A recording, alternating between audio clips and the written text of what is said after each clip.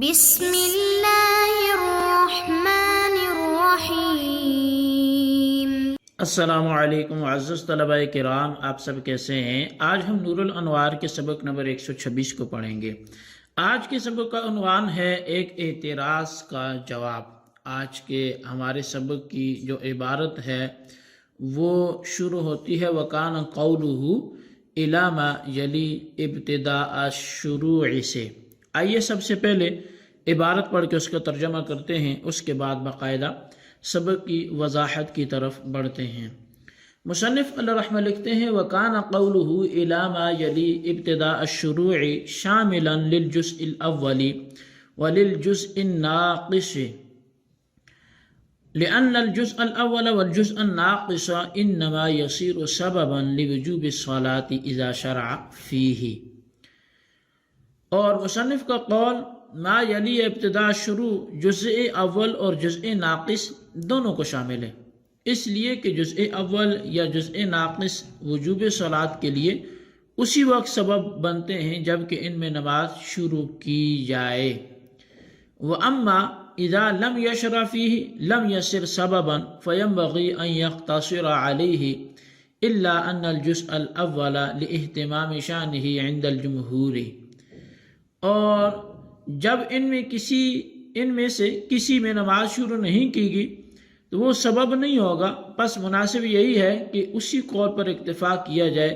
مگر جمہور کے نزدیک جزء اول کے محتم بشان ہونے کی وجہ سے مصنف نے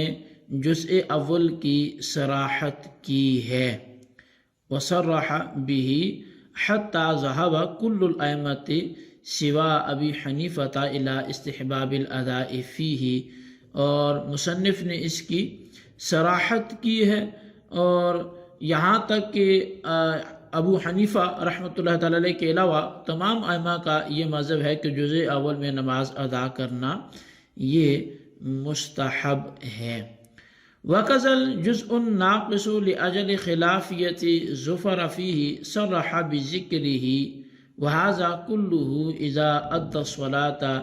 فِي الْوَقْتِ وَأَمَّا إِذَا فَاتَتْ الصَّلَاةُ عَنِ الْوَقْتِ فَحِينَئِذٍ يُضَافُ الْوُجُوبُ إِلَى جُمْلَةِ الْوَقْتِ۔ اور یہ اسی طرح جزء ناقص امام ظفر کے اختلاف کی وجہ سے صراحتاً مذکور ہوا، اور یہ ساری تفصیل اس وقت ہے جب نماز وقت کے اندر ادا کی جائے، لیکن جب نماز وقت سے چھوٹ جائے تو اس وقت پورے وقت کی طرف وجوب منسوب ہوگا، اور یہ پورے وقت کی طرف جو وجوب کا منسوب ہونا ہے لأنه قد زال المانع عن كل الوقت سببا وهو كونه ظرفا للصلاة لأنه لم يبق الوقت فلما كان كل الوقت سببا للقضاء وهو كامل فحينئذ تجب الصلاة كاملة فلا يتأدى إلا في الوقت الكامل۔ اور فرمایا کہ یہ جو وجوب پورے وقت کی طرف منسوب ہوگا تو یہ اس لیے ایسا ہوگا کہ پورے وقت کو سبب بنانے سے جو معنی تھا، یعنی وقت کا نماز کے لیے ظرف ہونا، وہ ظاہر ہو گیا، کیونکہ وقت باقی نہیں رہا۔ پس جب پورا وقت قضاء کے لیے سبب ہے اور وہ کامل ہے تو اس وقت نماز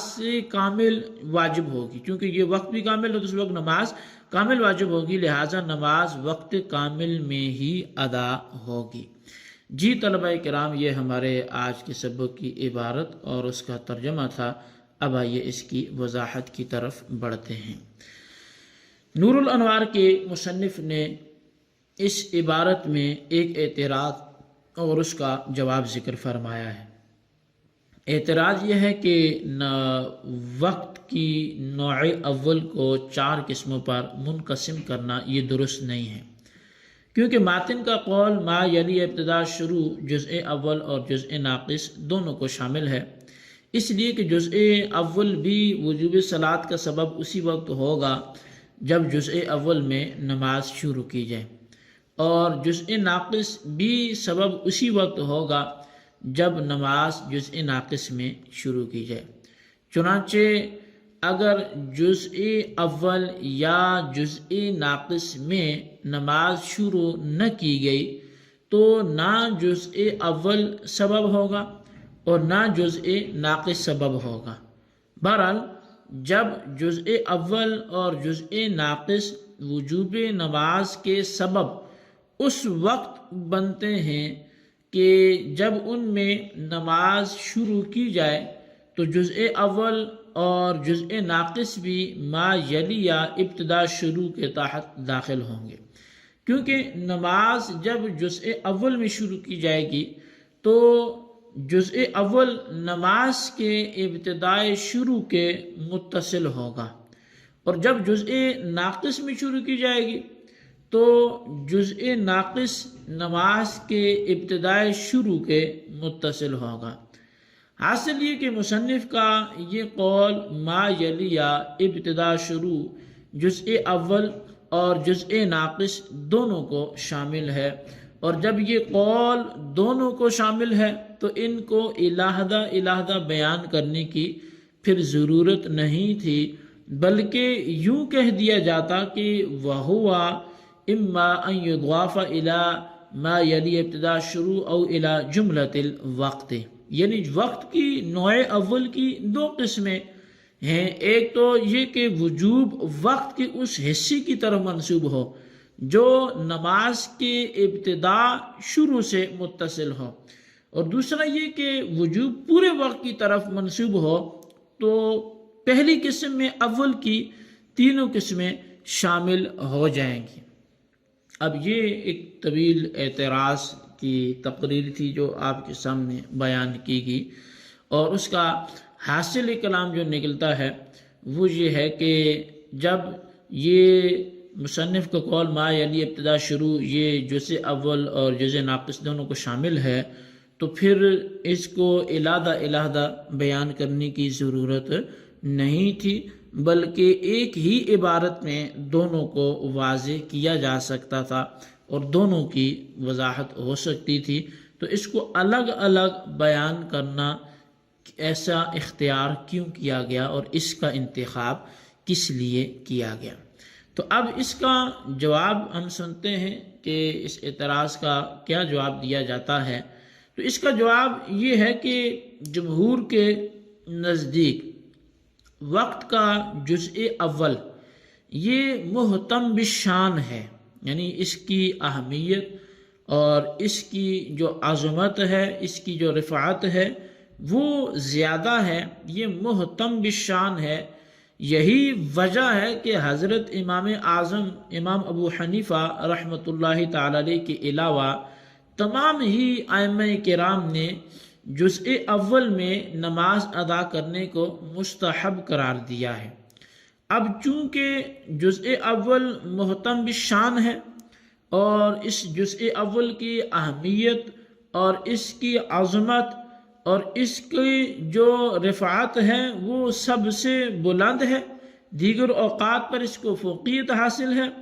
اس لیے اس کو صراحتاً علیحدہ ذکر فرمایا، اور یہ اس کے محتم بالشان ہونے کی وجہ سے تاکہ اس کو الگ سے واضح کر دیا جائے۔ اور اسی طرح جزء ناقص میں امام ظفر رحمۃ اللہ تعالی علیہ کا اختلاف ہے، لہٰذا اختلاف کی وضاحت کرنے کے لیے جزء ناقص کو بھی علیحدہ سے الگ طور پر ذکر فرمایا۔ اب صاحب نور الانوار کہتے ہیں کہ یہ سب باتیں اس وقت کی ہیں جب نماز وقت میں ادا کی جائے، لیکن اگر وقت میں نماز ادا نہ کر سکے اور وقت فوت ہو جائے تو اس صورت میں وجوب نماز پورے وقت کی طرف منسوب ہوگا اور پورا وقت وجوب قضا کا سبب ہوگا، کیونکہ پورے وقت کو سبب قرار دینے کے لیے یہ بات مانی تھی کہ وقت نماز جو ہے وہ وقت نماز ظرف کے لیے بھی ہے، اور ظرف اور سبب دونوں جمع نہیں ہو سکتے، تو لیکن جب وقت گزر گیا اور نماز ادا نہیں کر سکا تو یہ وقت نماز کے لیے پھر ظرف نہیں ہوگا، اور جب یہ وقت نماز کے لیے ظرف نہ رہا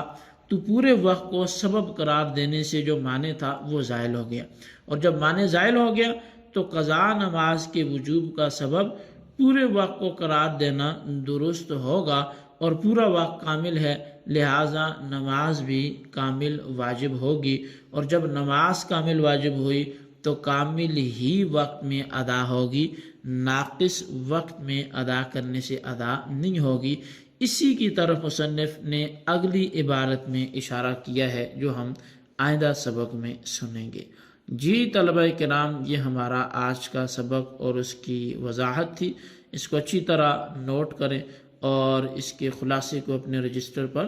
ضرور لکھیں، بالخصوص ان سوالات کے جوابات دیں۔ سوال نمبر 1 یہ ہے کہ مذکورہ عبارت جس اعتراض کا جواب ہے، اعتراض کو اپنے الفاظ میں سپرد قلم کریں۔ اور سوال نمبر 2 یہ ہے کہ پورے وقت کو سبب قرار دینے سے جو معنی تھا وہ زائل ہو گیا ہے، تو وہ معنی کیا تھا اس کی وضاحت کریں۔ اللہ تبارک و تعالیٰ سے دعا ہے جو کچھ ہم نے سنا پڑھا اسے یاد رکھنے کی توفیق نصیب فرمائے، آمین بجاہ نبی الامین صلی اللہ علیہ وسلم۔